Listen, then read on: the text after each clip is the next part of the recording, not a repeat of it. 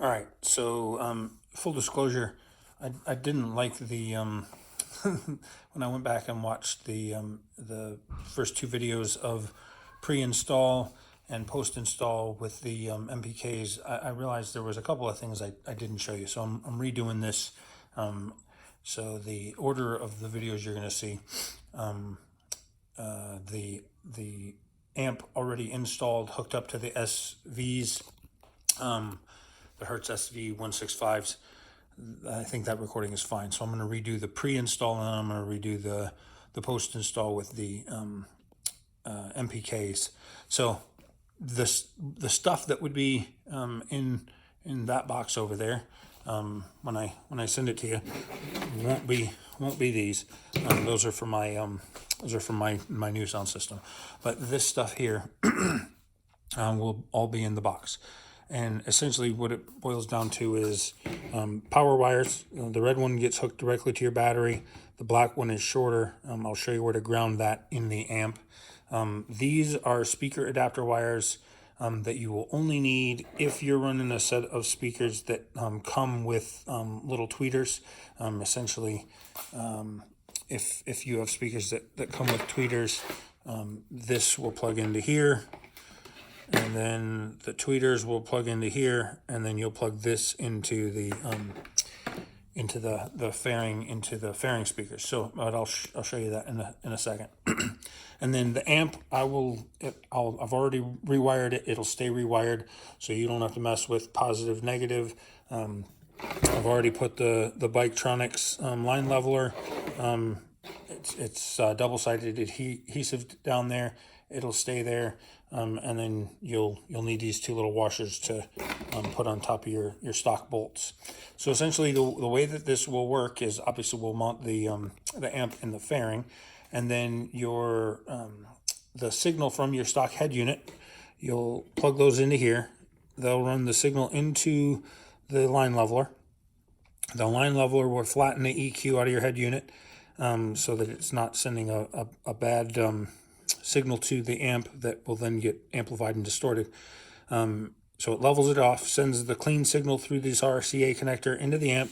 Amp amplifies the signal, sends it out through the speaker wires that plug back into your stock speaker pod plugs. There literally is plug and play. And again, if you get a set of speakers that have tweeters, I will send those two little adapters also.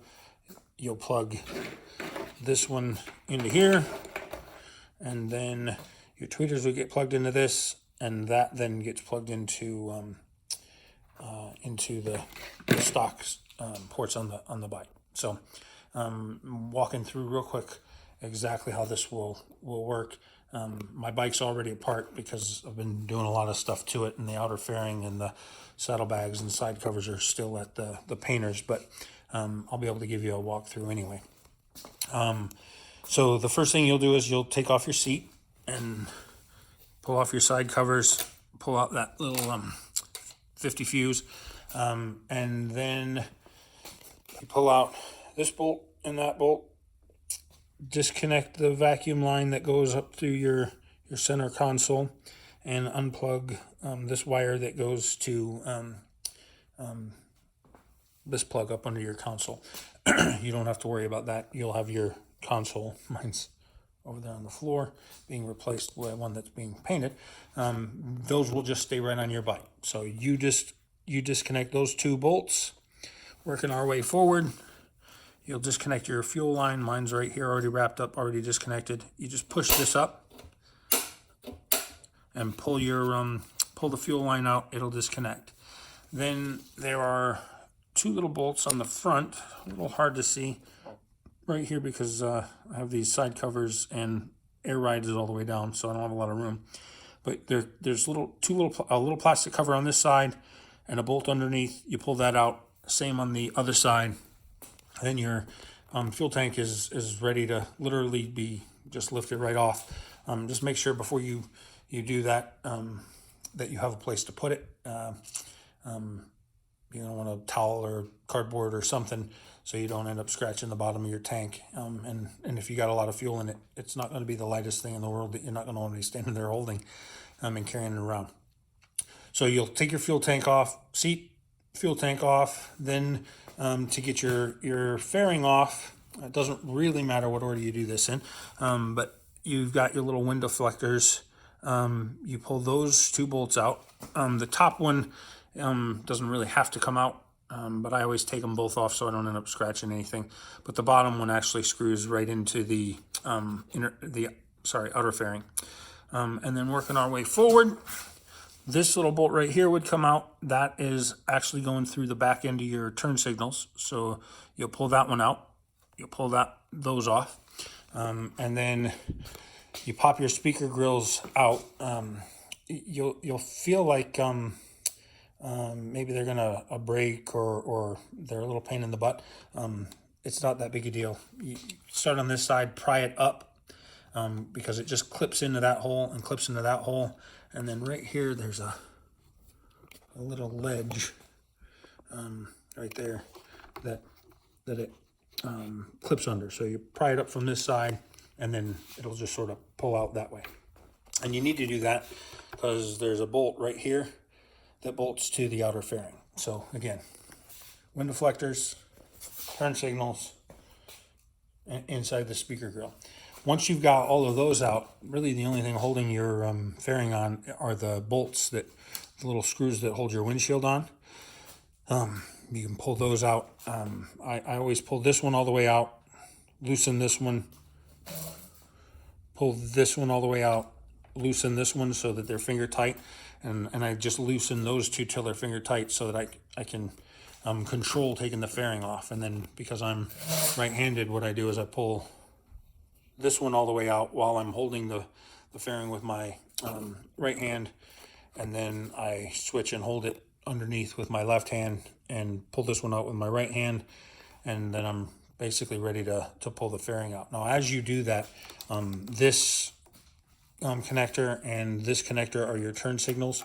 You'll unplug those because those stay with the outer fairing, and then again, just make sure you have a place on the floor to sit it. You don't have to take the cover that's on here off, or your upper vent. There's no reason to take that off. Mine's just already off, because again, painting the bike again. So once you have your inner fairing apart, in this big hole right here, you'll actually have a headlight. Mine's somewhere on the floor. You got to take that out so that you can get the amp in. You take this bolt out. There's one on this side, you pull that out, and then one on the bottom on each side. When you do that, you'll literally just have a big wide open space. All these wires that you see dangling here, none of those, you won't have any of those dangling. This one's my rear speakers that go to my saddlebags. These are the speaker wires for my lowers. This is the new wire for my bigger amp. This is for the WIM.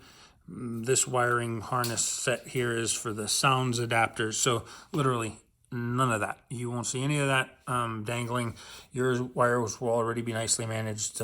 This wire will go up through this hole on the inside and come out on the outside. It'll be actually clipped right here. And on this side, you'll have these other wires clipped right here. And this wire goes back in and through that hole also before it goes through that hole. So literally it won't be this messy. You won't have to worry about any of that stuff. But I did want to point it out to you. So once you have your outer fairing out and you have that center hole right there exposed, what you're going to do is you're going to come back. You'll bring that power wire so that it will terminate at your battery. Don't connect it just yet. But put it back here, run it through this little plastic wiring tray underneath your gas tank, and then either on your left side or your right side, it doesn't really matter. You can see that there's wires and cables and stuff that already go up through those channels and into your inner fairing. Just follow the wiring harnesses that are already there, and then it will pop out exactly where these other ones pop out. And from there, then you're ready to connect the amp. Don't connect that wire to your battery until after you've connected the amp and everything is is in place, that's the last thing you do is tighten that down. So I'll go ahead and reinstall the amp. I mean, I've done this a couple times now because I didn't like the video. It's literally this easy.